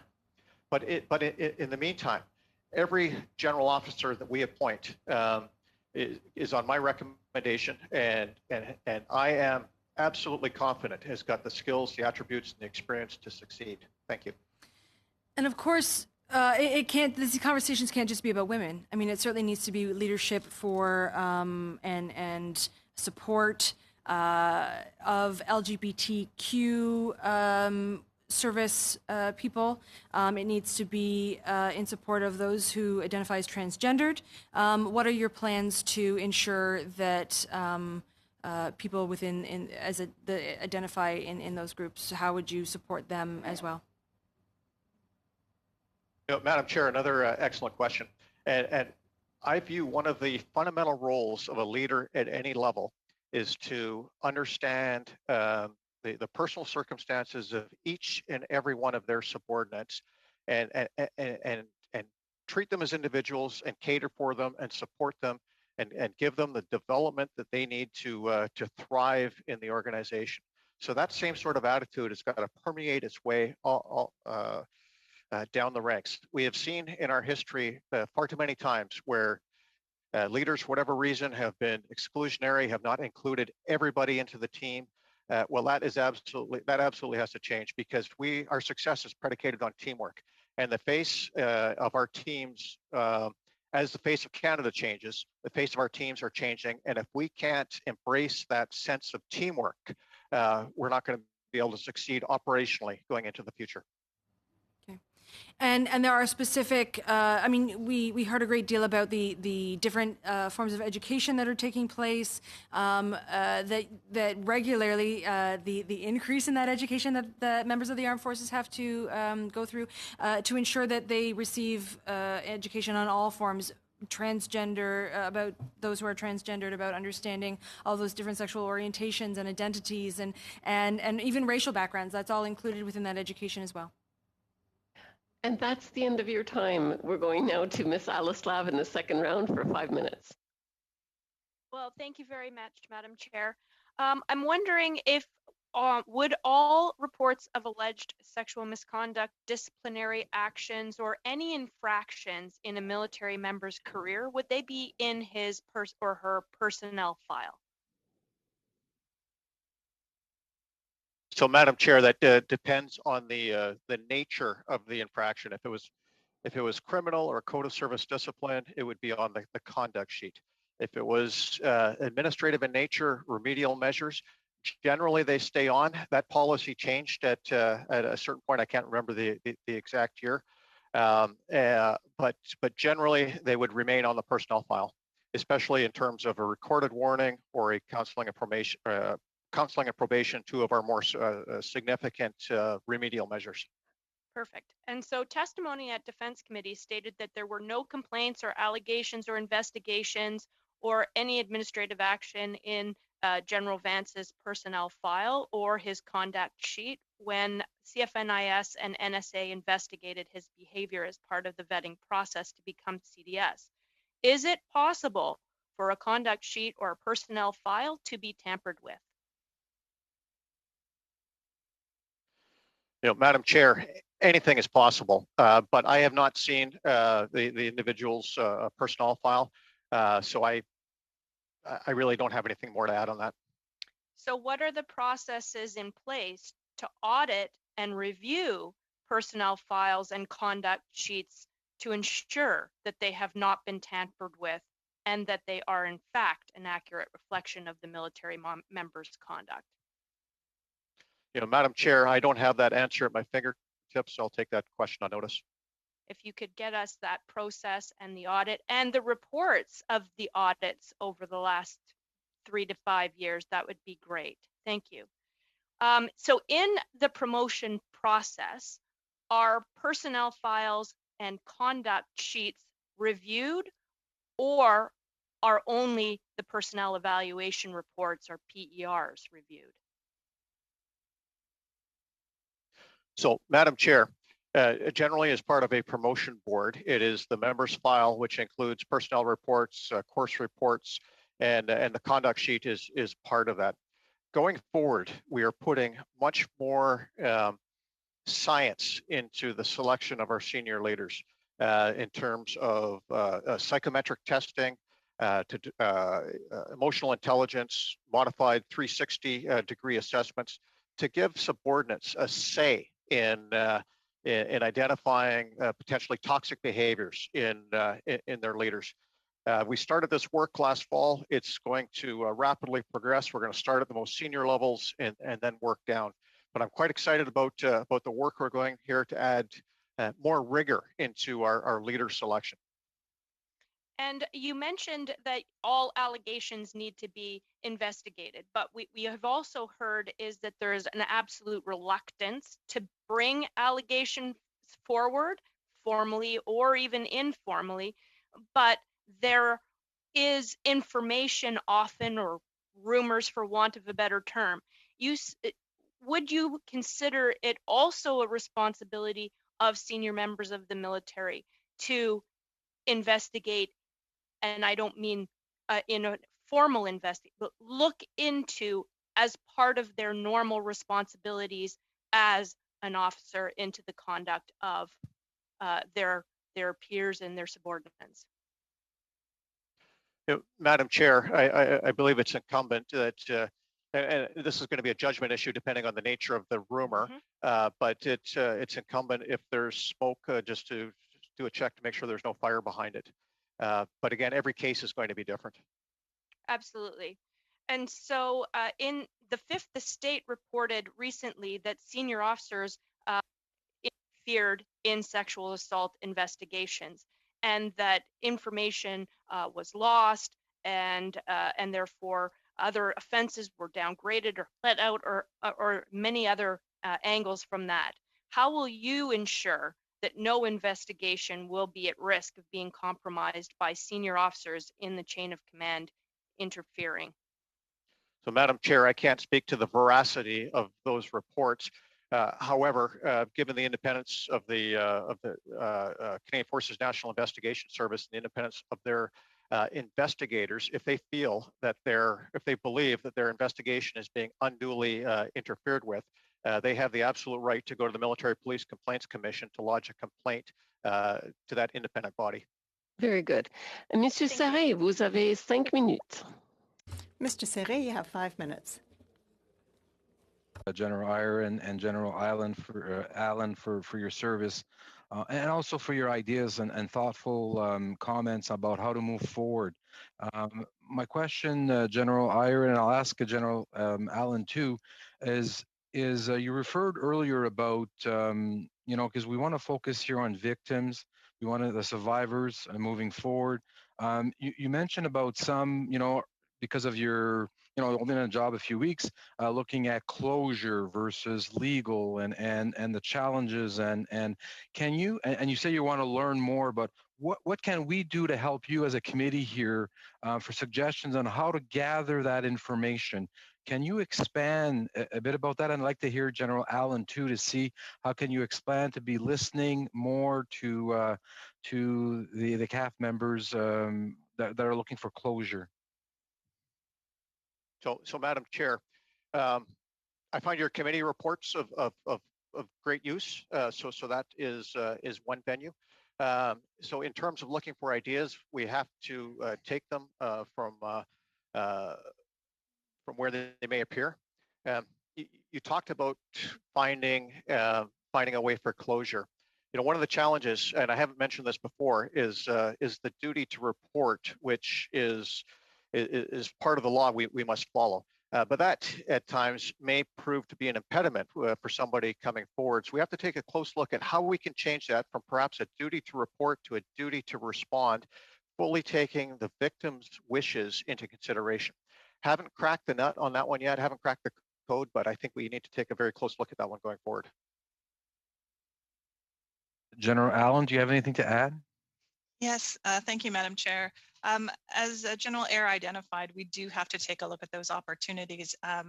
We have, as we spoke about, have the restorative engagement, which is going to be part of the Hader-Beatty class action lawsuit, what Bill C-77 will provide as part of that, but also the opportunity for people simply to speak outside of a structured format of an administrative action or a disciplinary action, to share and have conversations and discuss how certain sets of circumstances either affect them directly or affect them as leaders within the organization, so that we can have a more robust conversation around the impacts of these types of activities, because that becomes the learning process. That becomes the discussion process in which we normalize conversations and differing perspectives on issues that I guess take you down the avenue and down the road of cultural change. Thank you very much, Madam. Thank you for that. And I want to ask a question going back to General Iyer. When we look at recruitment, and I want to hear from General Allen also on this, this is so important. There's been a lot of media, a lot of politicization, a lot of attacks directly to the minister, but the family here, how do we deal with assuring that young men and women that want to have a career in the Canadian Armed Forces are safe? What is your message to them today, moving forward? This is a good career for them. Madam Chair, I think it's just that. This is a good career for them. We are seized with making a difference and making sure that they can not only see themselves in the organization, but truly feel part of it.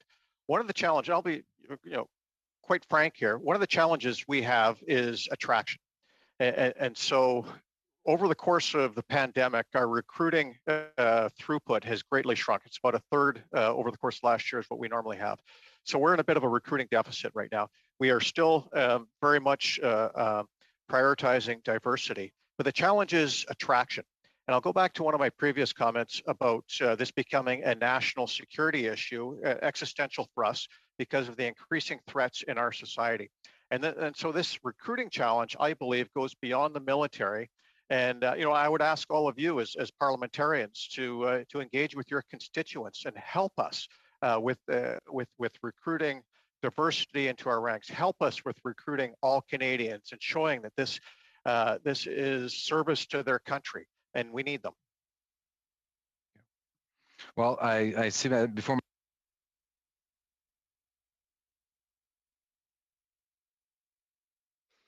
Thank you for your thoughtful comments. Thank you so much. Sorry, my microphone was muted.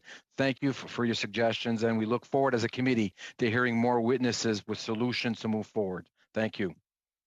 Merci beaucoup. Madame Larouche, vous avez 6 minutes. Thank you very much. Ms. Larouche, you have 6 minutes. Thank you very much, Madam Chair. I would once again like to thank Mr. Mayor and Ms. Allen for being with us. I was talking about Bill C-65. I know that you're working on that. I know that you worked on C-67, that is an amendment to the National Defence Act. Yes, I was talking about those two bills. Yes, there is some work going to be done to improve those pieces of legislation. When I was talking about a panel of external reviewers, one of the recommendations in the Deschamps report that dates back to 2015 that recommended the creation of an independent organization that would investigate cases of sexual misconduct allegations in the Canadian Armed Forces. In the Globe and Mail, at one point, they were referring to this independent organization that could carry out the investigation of cases of racism or discrimination. There was reference to those when we talked about the Aboriginals and other groups.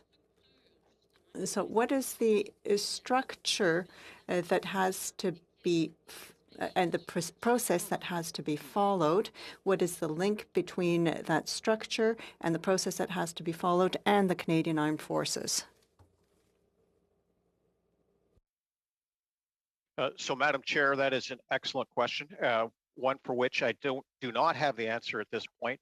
This has to be part of our deliberate plan going forward, looking at the efficacy of an external oversight committee like that, but I do not have an answer at this point.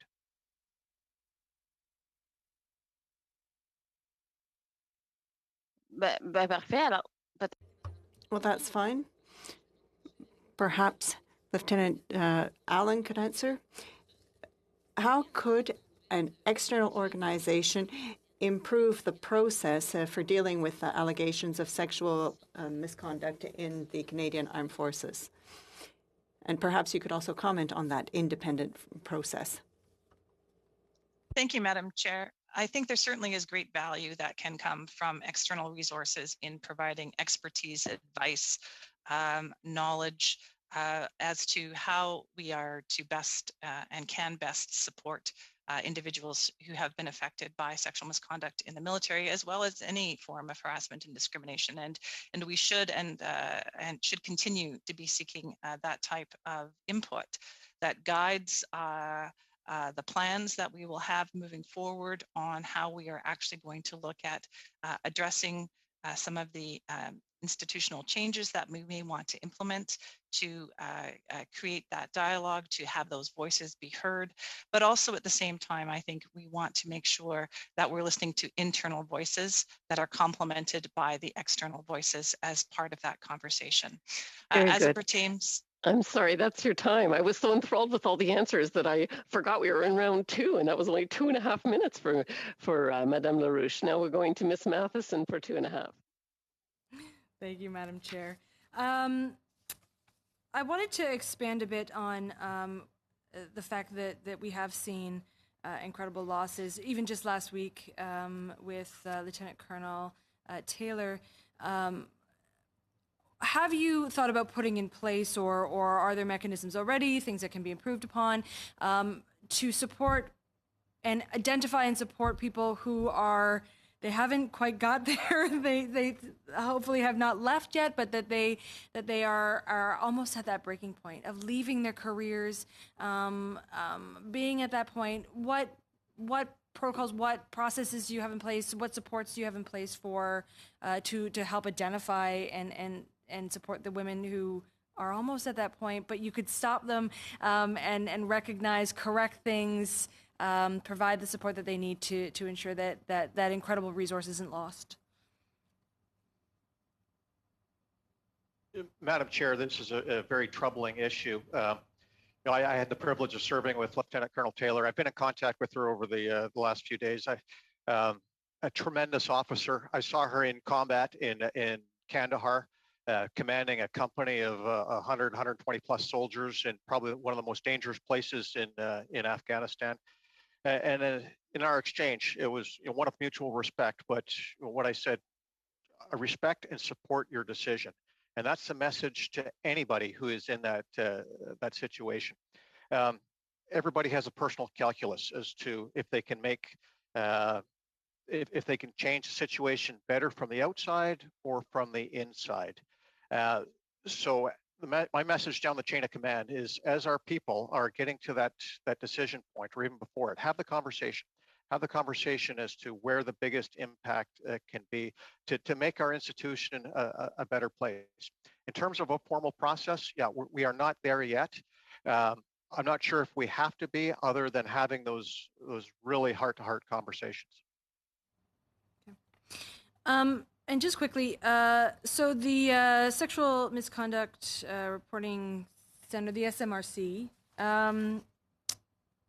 they showed an increase, a 29% increase from individuals who contacted them from 2018, 2019 to 2019, 2020. Do you have an understanding of why there was such a substantial increase in those numbers? Unfortunately, that's the end of your time. We're going to Ms. Wong for 5 minutes. Thank you, Madam Chair, and thank you for both our witnesses. And my question is addressed to both of you, and you feel free to respond. No, a military organization has a clearly defined authority hierarchy. A military member wears their rank visibly on their uniform. So, to both of you, would you agree that generally a subordinate member is expected to follow a request of a senior member, even if the senior member is not directly in that subordinate reporting structure? So, Madam Chair, the military is founded on discipline. Given that we're the only organization in our society that is charged to apply deadly violence on behalf of the state, we absolutely have to have that discipline in place. So we expect subordinates to follow the orders of their superiors. But this gets back to the question as to what is a proper order, what is the proper use of power that we have to get much better at ensuring that our leaders at all levels have a firm understanding of. And I'll ask General Allen if she wants to pile in here for her perspective. Thank you, Madam Chair. I would concur with the CDS in the sense that, yes, absolutely, our rank structure does require that junior members listen to and obey the direction of senior members. But as the CDS said, there is context that is associated with that. Certainly in the execution of activities and operations that are underway on this type of a structure is actually quite critical to the execution of military operations in a safe and effective way. That being said, there does need to be a way in which the individuals who are, if they are concerned that they are being asked to engage or undertake an activity which they have concerns about, that they can go to their chain of command and identify concerns. And again, it's finding this this line between what is necessary for immediate effective operations and an opportunity for individuals to reflect and consult on the best way forward in this. And it's a little bit of a knife's edge to walk along, but I think certainly we can create the environment in which this dichotomy between following directly rules and orders and being allowed to question and propose alternatives can coexist within the Canadian Forces. Thank you, Madam Chair. Next question. If there's a relationship between a male of a higher rank and a woman of a lower rank, even if she's not directly in his chain of command. Madame la Présidente, je m'excuse. Madam Chair, I apologize. I was wondering whether she could just raise her microphone, please, because I'm having trouble hearing. Microphone between your nose and your mouth. Thank you, and begin your question again. Thank you. Yes. Okay. So my question is, if there's a relationship between a male of a higher rank and a woman of a lower rank, even if she's not directly in his chain of command, how would you determine if the relationship is consensual and not an abuse of authority? So, Madam Chair, this is a this would be a delicate question, given privacy and the like, but a very necessary question that the individual's chain of command asks some delicate but probing questions. And again, this comes down to understanding the power dynamics. And I'll just ask General Allen if she wants to jump in with further clarification. Thank you, Madam Chair. I think I would actually even construct that question without the gender. I think if we were talking about a woman of a higher rank and a man of a lower rank, it is that power dynamic element that General Eyre spoke to that is the area that we are trying to find, that we need to create that balance around and be quite careful about, so that in our hierarchical structure that we have, there is not an opportunity for an abuse of power or a perception of a requirement to concede to demands based upon rank. Thank you very much, Madam Chair. Very good. And now for our final round, our final number of questions, we go to Ms. Dillon for 5 minutes. My colleague, Ms. Vandenveld, will be taking that spot. Thank you. So Ms. Vandenveld, 5 minutes. Yes, hello, and thank you very much. And as I said, it's nice to be subbing into this committee, which I participated in early in my parliamentary career, and the good work that this committee can do in terms of recommendations.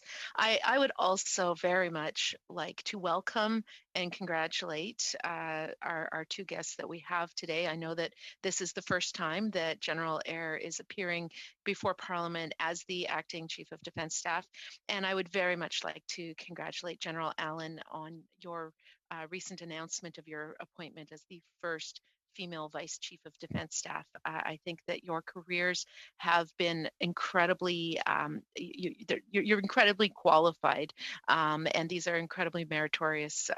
General Allen, looking at your career history, you have served our country very nobly, and I'm very pleased to welcome both of you here. I would like to ask both of you, if I could have both of you respond, in the discussions and when we're listening to survivors, we often hear there are policies and processes that we put in place, very well intentioned. And I know that we've put a number of those in place since 2015, but sometimes they can have unintended consequences. And so there's a need to constantly evolve, a need to constantly review. I noticed, General Eyre, that you mentioned the duty to report, which of course we all struggle with the concept of bystanders and what are the obligations of bystanders. But I also know that that taking consent away from the person, taking agency and power from the person regarding where they want to go, whether they want to have an investigation. We know that many people need to go through processes first, like start with counseling, start with peer support, start with discussing options. And then once they get to the point of comfort, maybe actually doing a formal complaint and an investigation. It doesn't always happen that somebody would jump right from zero to I want to do a formal complaint. And what are the processes in place that would give survivors and those impacted, which we know are both men and women and non-binary, the opportunity to be able to seek out for themselves what it is that they need, that they want to have happen, keep that agency and power over what the end result will be. If you could both please answer that, would be great. Thank you. So, Madam Chair, I'll start off and try to answer the question. So I think the lens, as we go forward with policy development, I think the lens we have to take is one from a victim's perspective. How do we make this better for the victim? So the duty to report is one example. I'm sure there's other policies out there, and again, as we take stock of where we are, which policies need to be looked at through that lens. In terms of at what point does it become a criminal investigation, if ever, and who conducts that investigation? I know currently that there is some optionality in terms of does the investigation occur through the military police, CFNIS, or does it occur through the civilian system? And the victim does have some say in that. And I know as you talk to the commanding officer of CFNIS, perhaps he can expound on that. But I think looking at the challenge, principle of challenge through a victim's lens is the way we need to go forward on this one.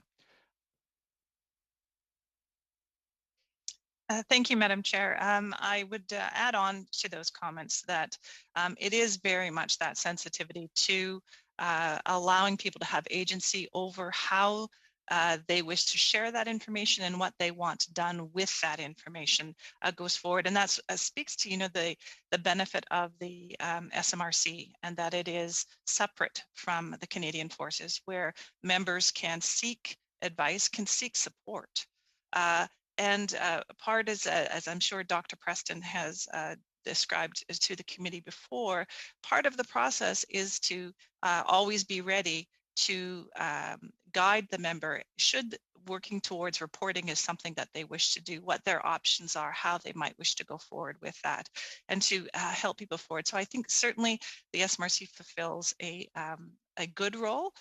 There are probably more options, and I think you've seen that through the programs that Dr. Preston has been looking to put in place that allow people to even seek support outside of the SMRC itself, but through civilian entities that may be nearby. So I think the point that was raised is absolutely correct, Madam Chair, and we have to keep thinking about those types of issues as we are developing our solution space moving forward.